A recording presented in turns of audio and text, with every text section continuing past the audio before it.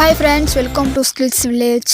Natural kitchen healthy and டேஸ்டியில் இன்றைக்கி நம்ம என்ன பார்க்க போகிறோம், ஒரு ஆரோக்கியமான சூப்பரான இயற்கையாக தானாகவே மட்டும்தான் முளைச்சி வரக்கூடிய ஒரு காளான் உணவு தான். காளான் எப்படி வணக்கிறதுன்னு தான் பார்க்க போகிறோம்.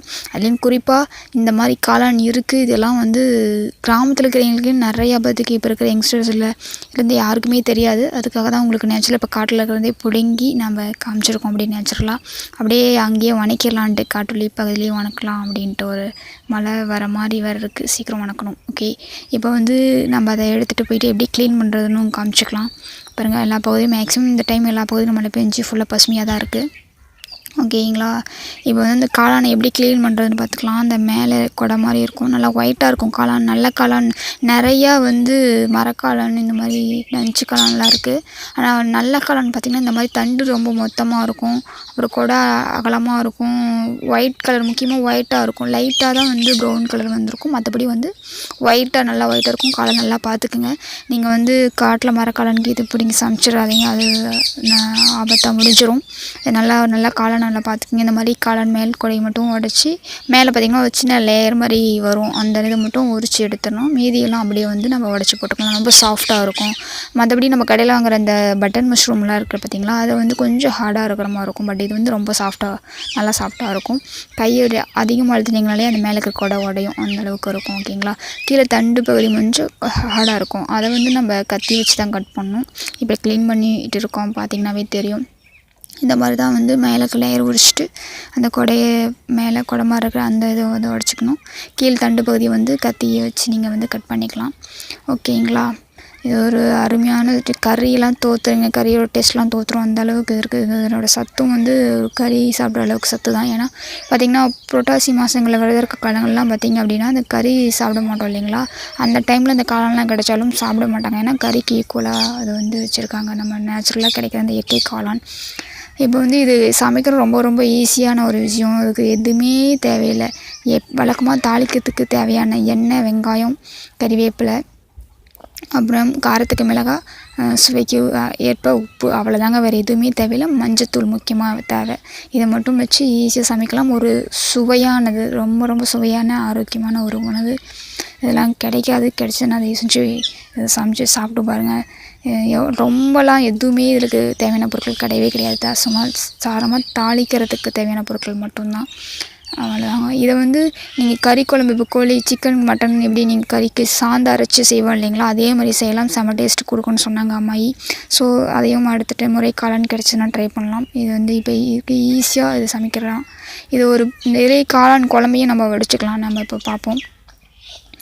ஓகே,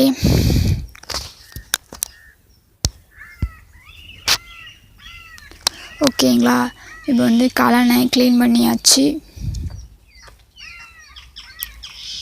ஓகே, இப்போ நீங்கள் வழக்கம் போல் வச்சு தாளிக்கிறது மாதிரி தான். எண்ணெய் விட்டுக்கலாம். எண்ணெய் விட்டுட்டு வெங்காயம் மிளகா போட்டுட்டு அது வதங்க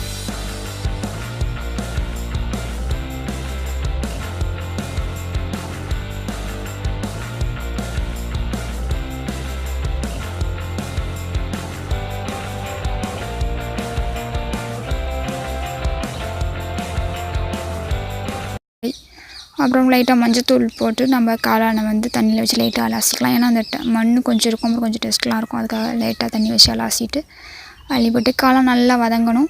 அது கொஞ்சம் வதங்கினதுக்கப்புறம் நீங்கள் ஒரு 1/4 லிட்டர் பக்கமாகவே தண்ணி வைக்கலாம். இவ்வளோ பெரிய சைஸ் காளான் இருந்துச்சுன்னா 1/4 லிட்டருக்கு மேலேயே தண்ணி வைக்கலாம். வச்சு காளான் நல்லா வெந்ததுக்கப்புறம் அந்த தண்ணியை வடிச்சிக்கலாம். அந்த தண்ணி தான் உங்களுக்கு பார்த்திங்கன்னா குழம்பு அருமையாக ஒரு டேஸ்ட் இருக்கும். பார்க்குறதுக்கு தண்ணி மாதிரி தான் இருக்கும், ஆனால் டேஸ்ட்டு செமையாக டேஸ்ட்டு கொடுக்கும். இந்த சைஸ் காளான் இருந்துச்சுன்னா ஒரு பெரிய கூட்டு குடும்பமே சாப்பிடலாம். அந்த அளவுக்கு ஒரு சின்ன காளானில் பார்த்திங்கன்னா ஒரு குடும்பம் ஒரு வேளை நல்லா சாப்பிடலாம், திருப்தியாக சாப்பிட்லாம். அந்த அளவுக்கு டேஸ்ட் இருக்கும். குழம்பும் அதிலேயே நம்ம வடிச்சுக்கிறோம், காளானும் சாப்பிட போகிறோம். ஸோ ஒரு கறி சாப்பிட்ற அளவுக்கு தான், அந்த அளவுக்கு டேஸ்ட் இருக்கும். அதுக்கு தான் நான் திரும்ப திரும்ப சொல்லிகிட்ருக்கேன். ஒரு கிடைக்காத விஷயம் இதெல்லாம் கிடச்சிருக்கு அப்படின்ற சொல்லணும். ஏன்னா இப்போலாம் மழை இப்போ கிட்டத்தட்ட 2-3 வருஷம் அதிகமான கரெக்டான மழை இல்லை. ஆனால் இப்போ இந்த வருஷம் நல்லா மழை பெஞ்சு எல்லாம் பசுமையாக இருக்கும் காலத்தினால பார்த்திங்கன்னா இந்த காளான் முளைச்சிருக்கு.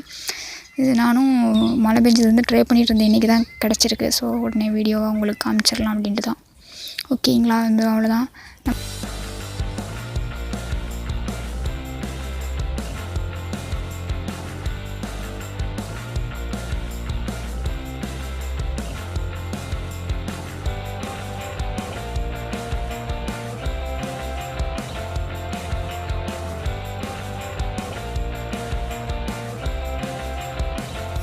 வந்து அவ்வளோதான். நம்ம வணக்கியாச்சு. இப்போ தண்ணி வந்து நம்ம எடுக்கிறோம். அதுலேருந்து தண்ணியை ரிமூவ் பண்ணி எடுத்துட்டோம் அப்படின்னா அதுதான் குழம்பு. அருமையான ஒரு காளான் குழம்பு கிடச்சிச்சு. காளான் அருமையாக வந்துச்சு. காளான் பக்காவாக ரெடி ஆயிடுச்சு. ஓகேங்களா? ஓகே, இப்போ பார்த்திங்கன்னா நம்ம காளான் ரெடி ஆயிடுச்சு. அழகாக நம்ம காளான் குழம்பும் நம்மக்கிட்ட தயாராகிடுச்சு. இப்போ வந்து எங்கள் அம்மா இதை வந்து உருண்டை சோறு பிடிச்சி தர போகிறாங்க. அருமையாக கிராமத்து ஸ்டைலில் சாப்பிட போகிறோம். இது கொட்டத்தலையும் வாழை மரத்து இலையும் நாங்கள் பயன்படுத்தியிருக்கோம். கொஞ்சம் ஹேஜில் எஃபெக்ட் வரணும் அப்படின்றதுக்காக. அங்கே காட்டு பகுதியிலே உட்காந்து சாப்பிட்ருக்கலாம். அழகான எஃபெக்ட் கிடச்சிருக்கும். பட் லைட்டாக மழை வர மாதிரி இருக்குது அப்படின்னால வீட்டுக்கு வந்தாச்சு.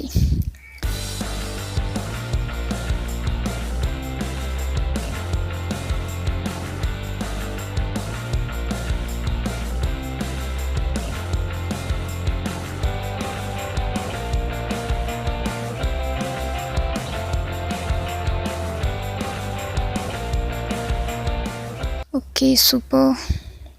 குட்டி பையன் இடையில வேறு டிஸ்டர்பிங். அருமையான ஒரு சத்தான உணவு.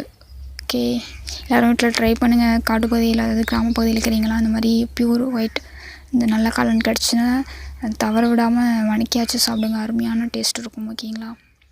ஓகே.